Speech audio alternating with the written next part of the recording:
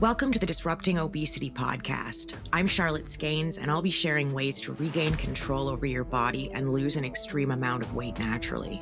Being fat is about so much more than just the food. It's about your relationship with food. That means that dealing with your weight is about more than just the food, too. You have to change that relationship. You have to start disrupting obesity.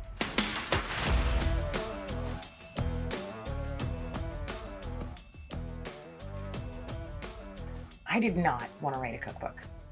And I don't mean it like it's one of those things that just hadn't crossed my mind, like it never occurred to me to write a cookbook, just wasn't on my radar. No, that's not how this all went down. I made a very conscious choice that I wasn't going to do a cookbook, ever.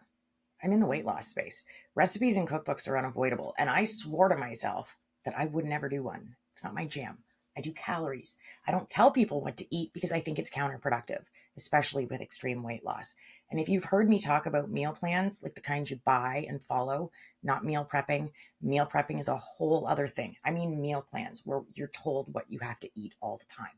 I've talked about that a few times, for sure, in some of the Ask Whatever episodes.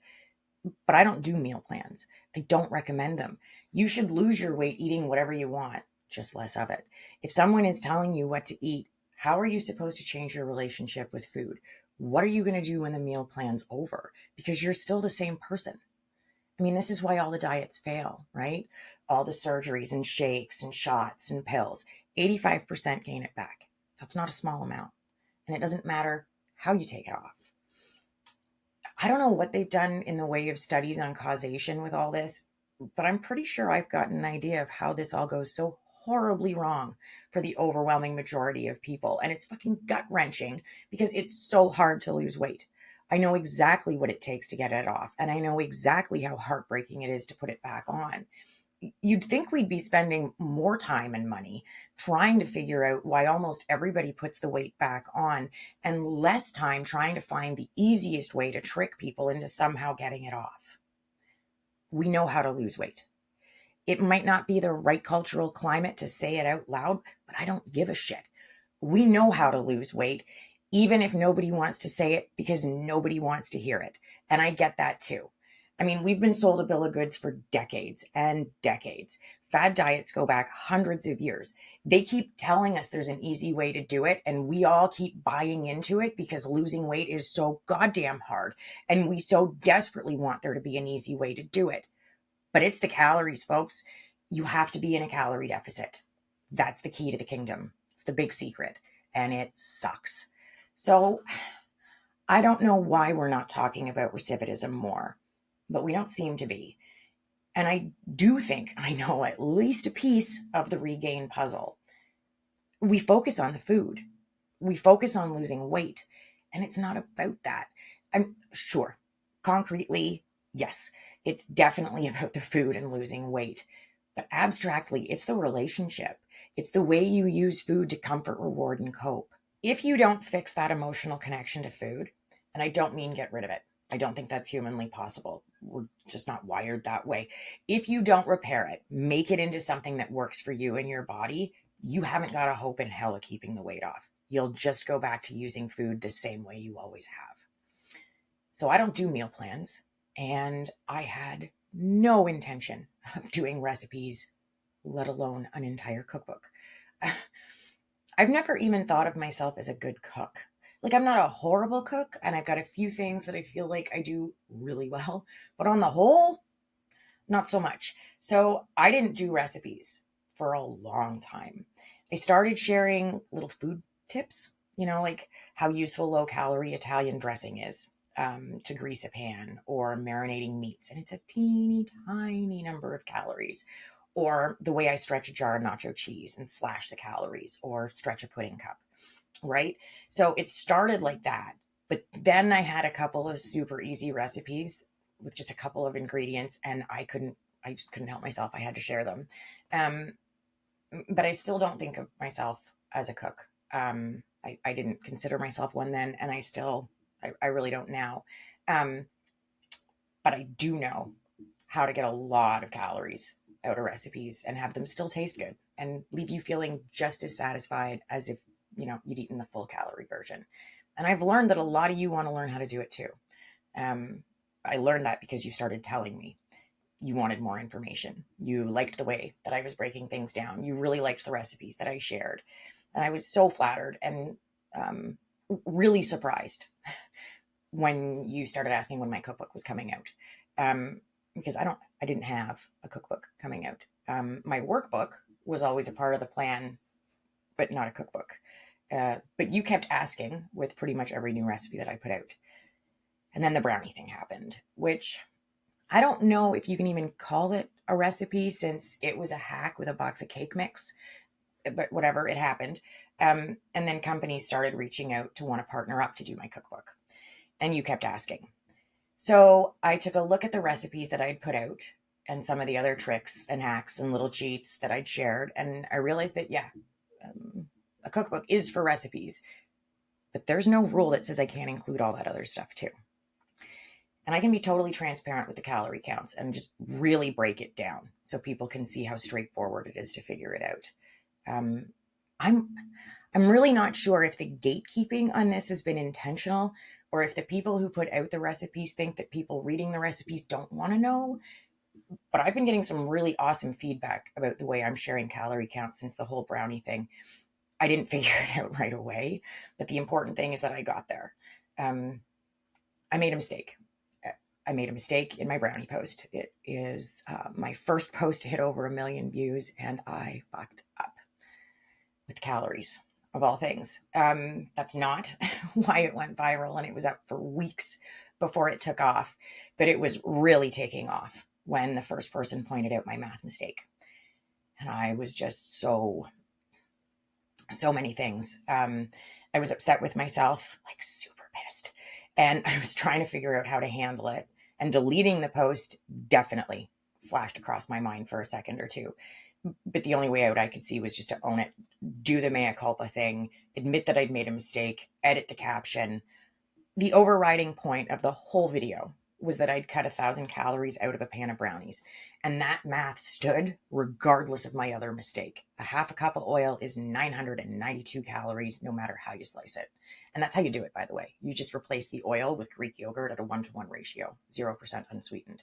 And you can do that with so much baking. Not cookies, though. Cookies are trickier, but like muffins and cakes and stuff, it works really well. But the whole thing really got me thinking about the way that we share the information around calories and recipes and how just impenetrable it can feel for a lot of people. And I didn't make the mistake again.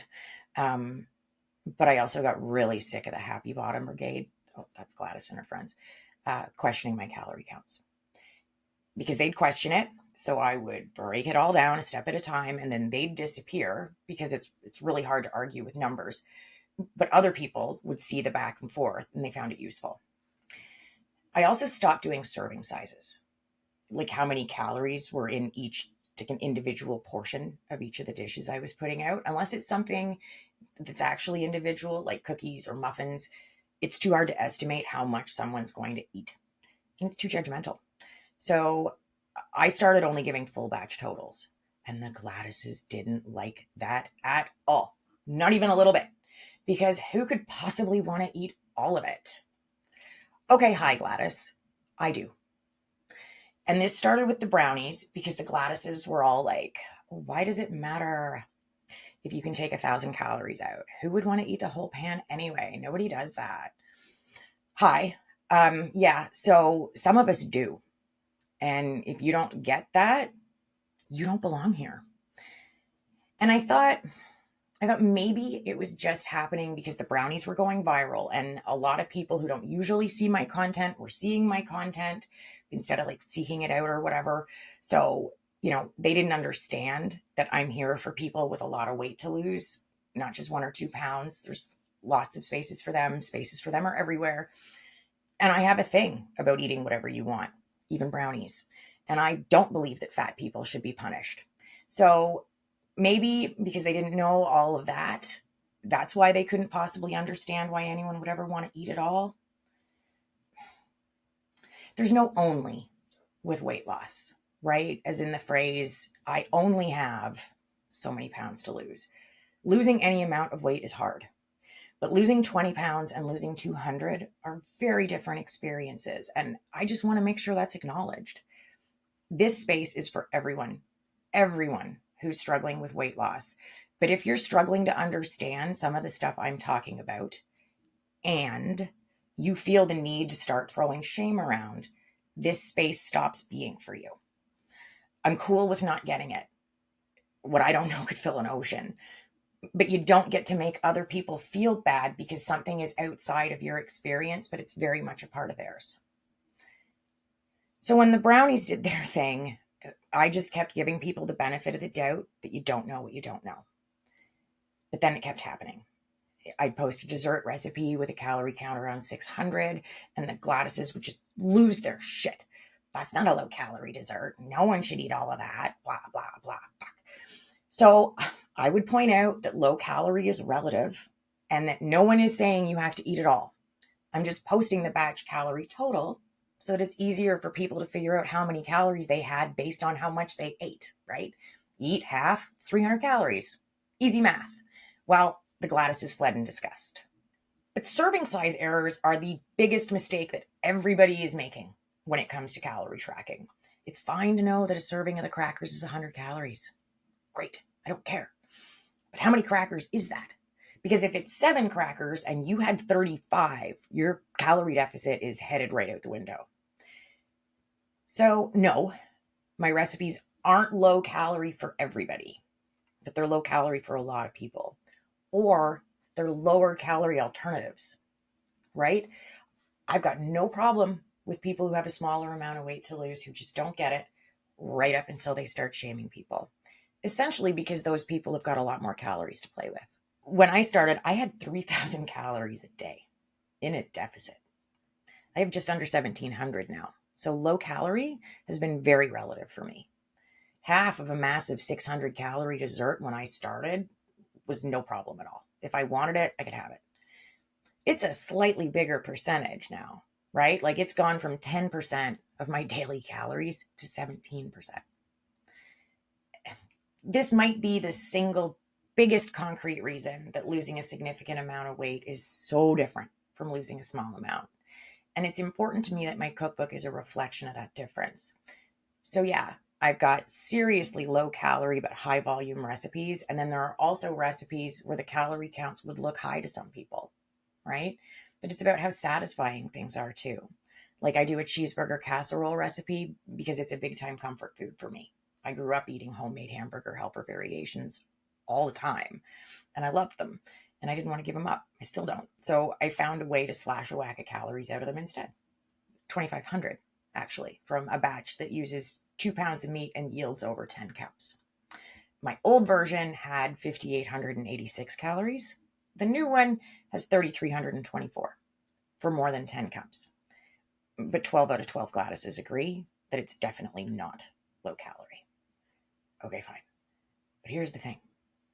I'm going to eat that casserole, and I can do it in one of two ways. One is significantly lower in calories than the other, and damn near just as satisfying. And for me, it's a million times more satisfying than whatever Gladys would think is a better choice for me. Why not make the swaps where you can to save the calories where you can so that you can get closer to your goal? So I decided that I wanted my cookbook to break the calories down in a way that made it easy for you to see how I calculated the overall calories, just to accurately figure out your own serving sizes and just to make it easy for you to do your own swaps too, right? The fluff recipes are super easy examples of the swaps. So my oldest likes me to make the one I do. He wants me to make it with mangoes and vanilla instead of pineapple cheesecake or the white chocolate berry. Because the recipe lays out exactly how many calories are in each ingredient, you just pop out the calorie count for the pineapple, drop in the count for the mangoes, then add up the column and you're good to go. The sugar-free puddings are pretty much all right around the same calories, so you probably won't need to swap them out, but you very easily could if there's a difference. Calories are intimidating, but they don't need to be. Pretty much everybody hates tracking, but learning to calculate the calories in your own recipes is very empowering. They're not impenetrable. I think seeing the breakdown is helpful too because you can identify the culprit, right? That's how I figured out a lot of my recipes. I wanted to keep eating the foods that I like, but some of them were just way too high in calories to sustain. So I had to find another way. Breaking a recipe down and taking a look at which ingredients are bringing which amounts of calories to the table is a very helpful way to figure out what the easiest substitutions are going to be. And you need to make sure that whatever you swap in serves the same function, especially with baking. You can't take out the sugar or the oil, right? And not put in something else that does the same job. The end result just isn't going to resemble the original enough for you to be able to get away with it. Because it's not just about slashing the calories. I mean, that's great, but that can't be the only goal. If you slash the calories, but it tastes like shit, or it's not even close to being as satisfying as the original, as the way you're used to having it, what's the point? Just forget about it. You're better off eating slightly less of the original if your lower calorie version leaves you so unsatisfied that you end up reaching for something else later to fill the void.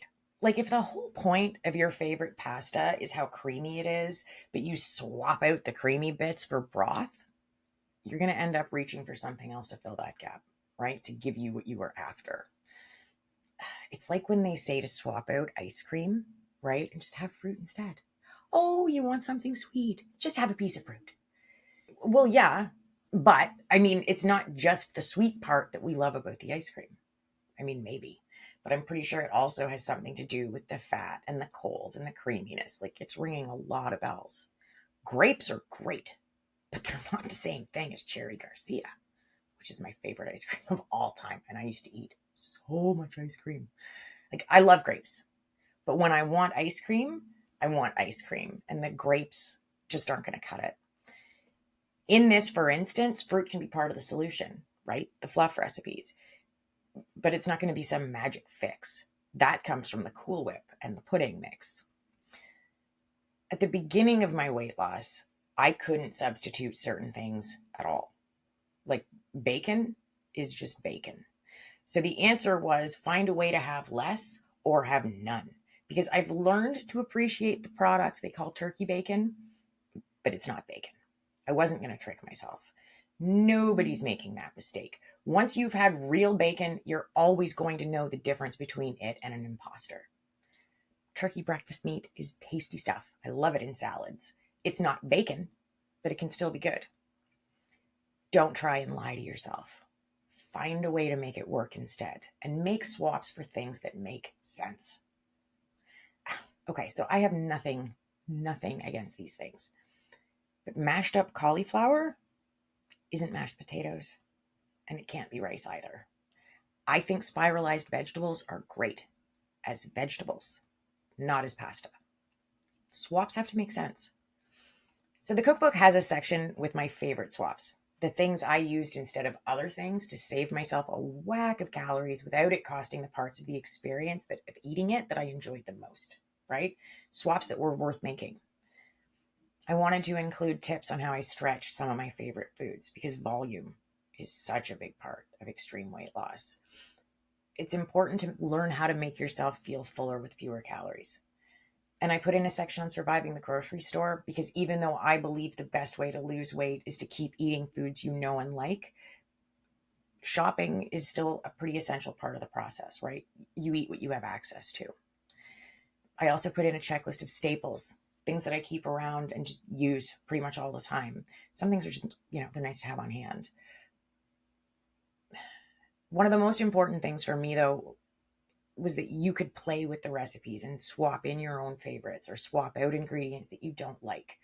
I didn't include everything that I posted, but I pulled all of my favorites, and I think I got yours too. Plus, I created a whole bunch of new recipes that I haven't put out on my social media at all. And I'm almost completely finished. By the time this airs, I will be done. My biggest issue has been figuring out how to make it the most accessible. I was initially going to publish it through Amazon, like I did with Disruptor, my weight loss workbook, but I know that isn't accessible to everyone. And since I don't need or want the cookbook printed, that means I can find other options. So I'm going to sell it to you directly through my website. You'll be able to just pull it up and look at it whenever you want, and you won't be limited to particular devices or countries. But that step has added time. So the team and I are working just as quickly as everybody can. And we're actually going to end up releasing the cookbook more than a full month ahead of my original schedule. So once I decided I was going to do it, even before I started doing it, I told everybody who asked that it was coming out in the spring, which kind of thought gave me a fair bit of play since all of this started like back last November. I think most people hear spring and they think April, maybe May, but really the first day of summer isn't until the 20th of June. So I was like, okay, I got lots of time, right? And it would be if I didn't have something bigger than the cookbook coming. But I'm saving that announcement for a few episodes from now. Like, you know, the old cartoon where everybody's running away from the little cat and it's all pleased with itself, but it can't see the lion that's standing behind it that they're all actually running away from? The cookbook's the cat. The lion's coming. But I really want you to have the cookbook and I really want to get it ready for you. And I wanted to do an episode to let you know about it and that it's coming very soon. So soon. And I want to say thank you for your encouragement, because I really and truly would never have done this if you hadn't asked me to. So 53 recipes, and I'm including hyperlinks for the ones that I've made videos for so that you can just touch your screen and click on it and you can go watch me make it and have me talk you through it. There are 4 essays, including the one that fully lays out how I calculate the calories for all of my recipes, not just the one in the cookbooks, just my whole process. And there's a checklist of items that I like to make sure that I keep around. I didn't end up going with one of the companies that reached out because they all wanted me to sign over my intellectual property rights. And I was pretty sure that once I turned them over, I wouldn't have control over how the recipes were presented or what information would be included. And I just can't do that. So I just did it myself, which is maybe a little bit nuts, but it also means it will be so much less expensive because I'm doing it myself and I'm selling it myself. My team is so amazing, and they've been working behind the scenes to just build a section on my website where you can just go and buy it and have the whole cookbook in your inbox in seconds. I guess maybe the only question left is when. Like I said, I've pushed up its release by it's actually 6 weeks. And I'm still neck deep in getting it ready for you and coordinating the coding and all the behind the scenes stuff. I also record these podcast episodes 2 weeks in advance. So at this point, I know that I'll probably know the date when this episode goes live, but right now, not so much.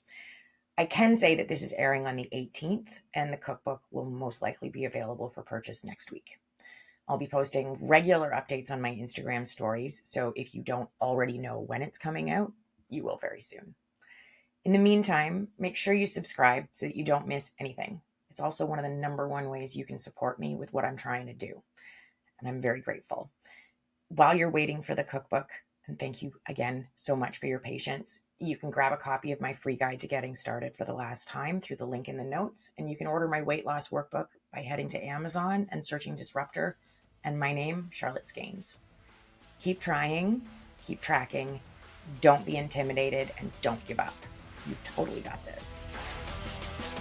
Thank you for listening to Disrupting Obesity with Charlotte Skanes. If you know it's time to take back control, lose the weight, and keep it off, reach out to me privately with a direct message on Instagram that says ready, so you can start disrupting obesity.